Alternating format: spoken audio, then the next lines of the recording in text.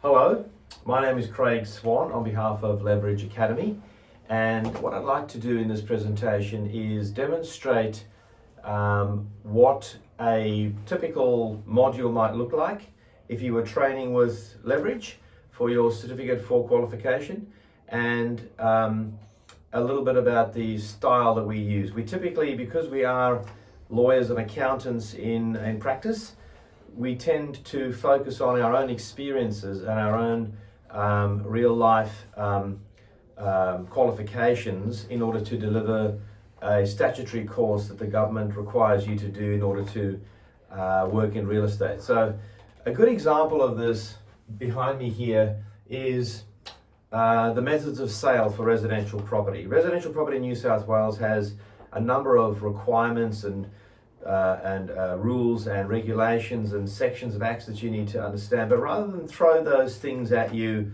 and bore everyone with that sort of detail, what we would typically do is say, on a diagram like this, we'd say, so the key thing to understand when you're selling residential property, especially if you're doing a Cert 4 training module, is to understand that there are three methods by which you can sell a property. In other words, three methods by which you can move from listing to exchange.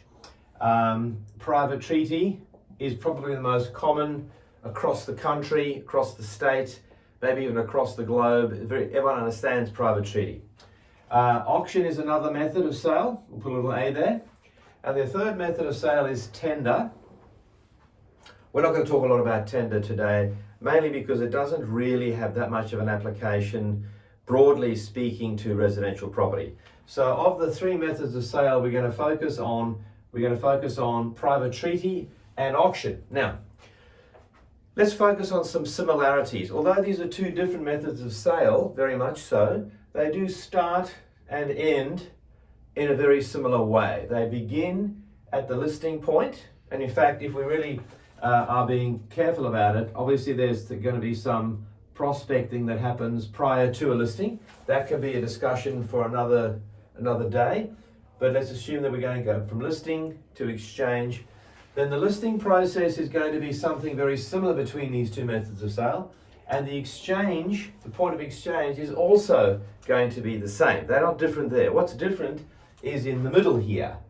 So let's just talk about what happens at listing, what happens on exchange. When you list a property, what you're doing is you're signing an agency agreement to make sure you get your money and to make sure you get your expenses, to make sure that you understand what you're doing and what your principal, the seller in this instance, what are they doing for you. So agency agreements are very important.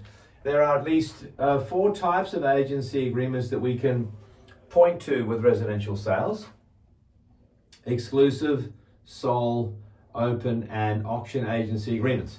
Now you need to understand those, because if you're going to be selling a property at auction, it's very important that you sign up an auction agency agreement. If you're going to be signing private treaty, you've probably got more selection there, although the exclusive agency agreement is probably the most common type of agency agreement that we come across, because it guarantees the agent to a large extent, if they're successful, that they're going to receive their money. But more on that in another module. So listing involves agency agreements. It also involves inspecting the property. Doesn't matter what method of sale you're using, you've got to inspect the property, and you also have to appraise the property. And again, inspections are regulated by schedules and legislation in the Act, which we will take you through.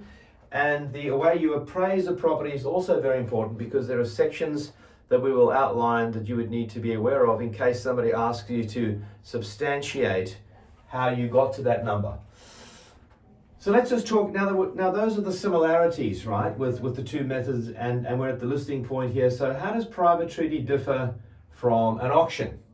Well, let's just think about it this way, right? Let's just say I'm a private treaty seller, and I, the vendor, or the vendor's agent, say, I want $700,000 for my property. More than likely, the prospective purchaser is going to say, I'll give you less. That's a counter offer. And then the vendor or the vendor's agent might say, well, how about 680? I'm not prepared to accept 6. That's another counter offer. And then finally, let's just say the prospective purchaser says, I'll give you $650. And let's just say they agree on $650. That is a series of offers and counter offers which do not really mean anything legally. Legally speaking, just because I've agreed to buy your property for $650 does not mean you have to sell it to me. The only thing that matters in our jurisdiction is, have we got an exchange or not?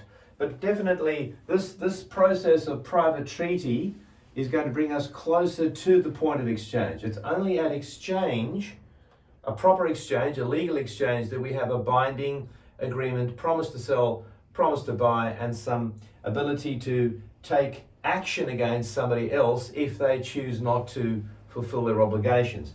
So how does that private treaty situation differ at an auction? Well, at an auction, it might be something a little more along these lines, right? You have a 2 or 3 week auction campaign, marketing campaign. Then you have the day of the auction, and then you have post-auction period.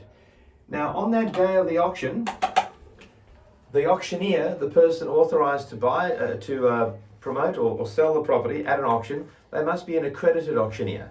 That means that they must have a Class 1 or a Class 2 license and have been accredited to what's called call an auction. And they can call that auction from the time they say the auction has begun until such time as the property is either passed in, or in other words, it hasn't been sold, or it's been sold under the hammer. And if it sells before midnight of that day, that is also considered to be an auction sale. But the unusual thing about an auction sale is that if the deal happens before or after the day of the auction, it's still private treaty. Which means that a private treaty sale can, even though it's being marketed as an auction sale, can happen before the day of the auction, and it can definitely happen after the day of the auction, even though the contract is designed for auction, even though the listing would have been an auction listing. So private treaty and auctions, very different in the way they operate, but they all end exactly the same way, meaning that we have an offer that's been accepted, and that has resulted in a deposit being paid, typically held by the vendor's agent, and we must have identical contracts signed, one by the vendor, one by the purchaser, and they must have then obviously been swapped. Then we can say that we have an exchange contract. That exchange of contract normally happens between legal advisors, although real estate agents, Class 2 and above, are entitled to attend to the exchange as long as they satisfy the other requirements that we would explain to you if you're doing your training with us. So I'm hoping that will give you some idea. It's just one topic, one small topic.